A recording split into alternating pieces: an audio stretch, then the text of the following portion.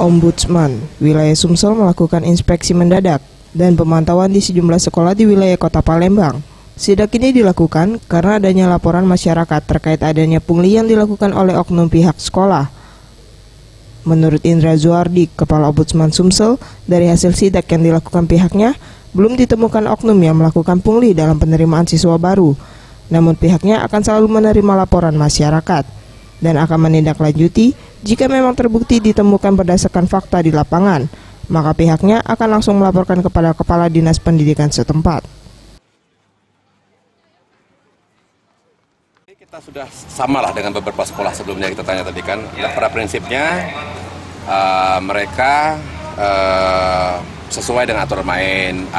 Mereka menyerahkan kepada semuanya ke komite. Nah, jadi sekolah tidak ikut campur dalam hal itu. Mereka melalui proses tes.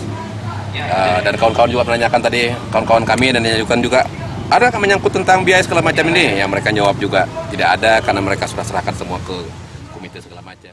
Transfer, bukti transfer itulah. Kalau makanya kalau ada kawan-kawan. Ia menambahkan saat ini pihaknya telah melakukan koordinasi bersama Dinas Pendidikan Sumsel terkait laporan pungli untuk masuk sekolah.